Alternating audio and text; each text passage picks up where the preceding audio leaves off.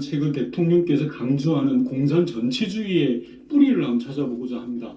장관님, 2017년 출범한 한국자유회의라는 단체를 알고 계십니까? 네. 장관께서 주도해서 만든 극우 보수단체입니다. 화면을 봐주시죠. 그런데 이 단체의 창립 선언문 중에 일부입니다. 제가 한번 읽어보겠습니다. 전체주의 위협의 대두에 결연히 맞서 싸워나갈 것을 선언한다. 전체주의파 모두와 맞서 싸워나갈 것이다. 장관님 기억나십니까? 네. 이번에는 또 다른 문구를 한번 봐주십시오. PPT 띄워주십시오. 우리는 전체주의 세력, 그 맹종 세력, 추종 세력들에게 쏟거나 굴복해서는 안 된다. 장관님, 이 말 누가 말인지 아시겠습니까? 네. 여기 보니까 윤석열 대통령께서 하신 말씀입니다. 예, 바로 윤석열 대통령의 광복절 경축사입니다. 단체 창립문과 대통령의 광복절 경축사를 보면 혹시 같은 사람의 머리에서 나온 건 아닐까 할 정도로 굉장히 유사합니다. 내용적 싱크로율이 사실상 100% 수준입니다. 장관님께 여쭙겠습니다. 혹시 한국자유회의라는 단체가 윤석열 정부의 사상적 토대가 되었다고 봐도 되겠습니까? 저는 그렇게 보지는 않습니다. 그렇게 보지 않는 이유에 대해서 말씀하십시오. 윤석열 대통령께서 한국자유회의에 대해서 어떤 관심과 생각을 가지고 있는지 저로서는 알 수가 없기 때문입니다. 좋습니다. 생각만 같은 게 아닙니다. 심지어 사람도 같습니다. 2017년 이 단체가 만들어질 때 함께했던 주요 인사들이 지금 윤석열 정부 들어서 정부 주요 요직에 한 자리씩 다 차지하고 있습니다. 이 자리에 계신 통일부 장관님을 비롯해서 김태호 안보실 1차장, 과거사정리위원회 위원장, 한국자총 부총재, 박문진 이사, 대통령실 비서관 등 어림잡아 대충 본 것만 해도 11명 이상이 윤석열 정부에서 일하고 있습니다. 결코 적은 숫자가 아니라고 생각합니다. 이런데도 이 단체가 윤석열 정부의 정신적, 이론적 토대가 아니라고 생각하십니까? 장관님 답변해 주십시오. 네. 한국자유회의에 당시에 참여했던 지식인들은 개별적으로 참여를 했습니다. 그렇지만 이 한국자유회의에 참여한 지식인들이 윤석열 정부의 어떤 이념적인 그것을 제공했다. 이렇게 저는 좋습니다. 장관님께서는 부인하실지 모르겠지만 최소한 대통령께서 극우 보수단체에 경도되어 있거나 아니면 비슷한 생각을 하고 있는 것 같습니다. 문제는 이 단체의 주장이 너무나도 극단적인 극우 보수적 생각이라는 겁니다. 즉 평범한 국민들로서는 도저히 이해할 수 없는 주장을 펼치는 게 문제입니다. PPT 봐주시면요. 일례로 대한민국의 주권이 국민에게 있다라고 이야기하는 사람을 전형적인 전체주의 사고라고 주장합니다. 이 문장 장관님 기억하시죠?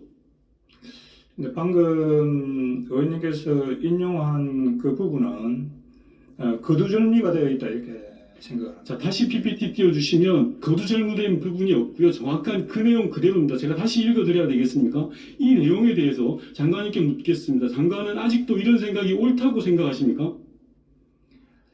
이 문제는 국민 주권론에 관한 상당히 학문적인 깊은 논의가 필요하다는 거죠. 제가 여기서 자, 대한민국의 권력은 국민에게 있고 이 국민에게 나온다라는 헌법 정신이 무슨 토를 달 수 있고 무슨 문제 제기할 내용이 있습니까, 장관님? 이 문제는 그렇게 간단하지 않다고 봅니다. 왜냐하면 대한민국 헌법 1조 2항에서 이야기하는 국민 주권론이라고 하는 것은 주권의 소재와 행사를 구분을 하고 있습니다.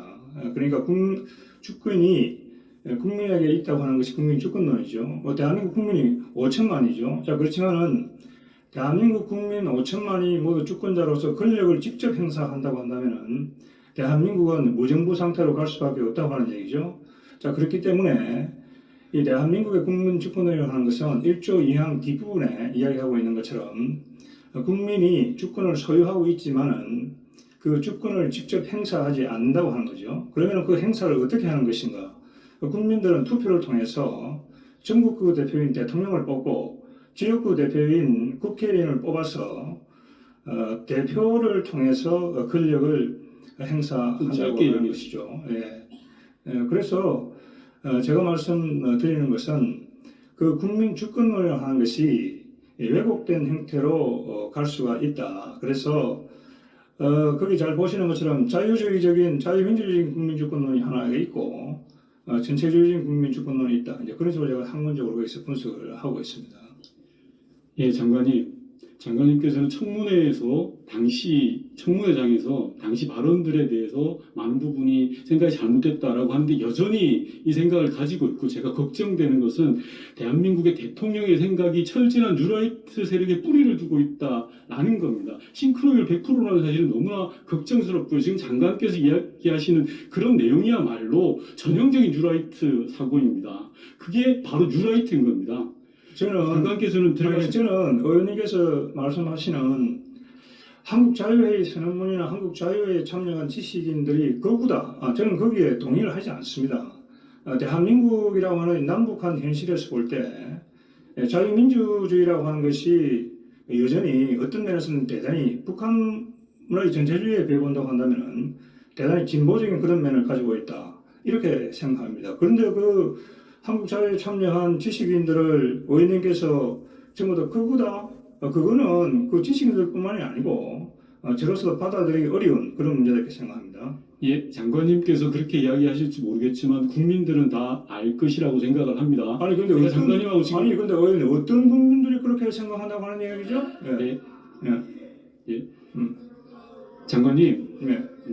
제가 대정부 질문을 통해서 장관님께 질문을 드리는 건데요. 대다수 국민들이 그렇게 생각할 것입니다. 오늘 이 자리에서 어떤 대다수 장관님의 국민들이 답변을 생각한다는 듣는 거죠? 것만 보더라도요. 대다수 국민들은 그렇게 생각할 것입니다. 학자들이 모여서 한국 자유의 선언문이라는 것을 발표를 했고 그것을 무슨 감추고 있는 것도 아니고 공개적으로 했는데 어떻게 의원님이 마음대로 그걸 한 정치인이 그런 지식인들을 갖다가 그거보다 이렇게 단죄를 할 수 있는 겁니까? 예, 장관님 발언 다 하셨습니까?